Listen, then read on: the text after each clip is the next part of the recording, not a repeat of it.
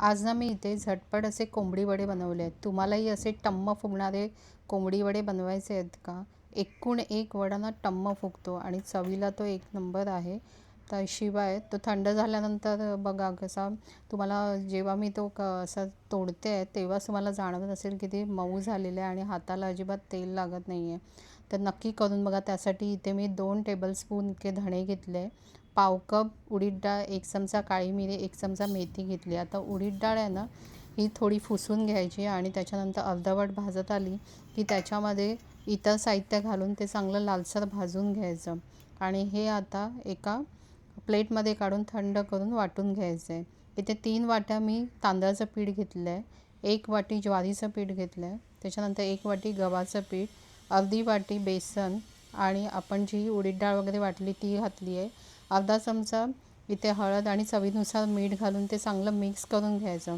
आता हे जे वडे आहेत ना ते मऊसर होण्यासाठी इथे मी गरम पाण्याचा वापर केला, म्हणजे कोमट पाणी घ्यायचं आहे आणि चांगलं घट्ट आपल्याला मळून घ्यायचं आहे, जेणेकरून ते मुदत ठेवल्यानंतर थोडंसं लूज होतं, त्यामुळे आपल्याला ते मळताना घट्टच ठेवायचं आहे. आता जर तुम्हाला इथे लगेच करायचे असेल तरी पण करू शकता. मी इथे वडा थापण्यासाठी पुरी मेकरचा उपयोग केला आहे. दोन्ही साईडला क्लिंग रॅप लावलं आहे आणि त्याच्यानंतर तेल लावून त्याच्यावर वडा प्रेस केला आहे, कारण हाताने थापताना ना तो वेळ जातो आणि एका साईजने होत नाही. बघा तो एकदम पातळ छान आलेला आहे. आता आपल्याला तेल इथे जे आहे ना ते वडा टाकल्या वर आलं पाहिजे इतकं गरम करून घ्यायचं आहे. आणि वडा जेव्हा आपण घालतो ना तेव्हा त्याची जी खालची साईड असते ना ती थोडी पातळ असते, त्यामुळे थोड्या वेळाने लगेच उलटायची तेल गरम असेल तर. आणि दुसरी जी वरची साईड असते ना ती थोडी जाड असते, त्याला थोडासा भाजायला वेळ लागतो.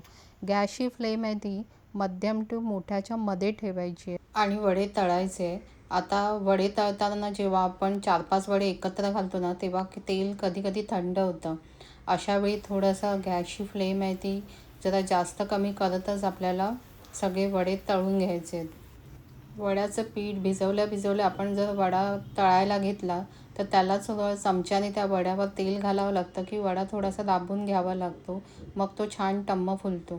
मी करून बघा, चवीला खूप छान होतात.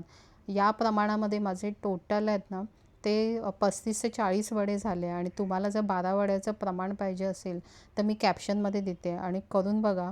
आणि करून बघितल्यानंतर तुम्हाला जर वडे आवडले तर कमेंट्स करून सांगायला मात्र विसरू नका.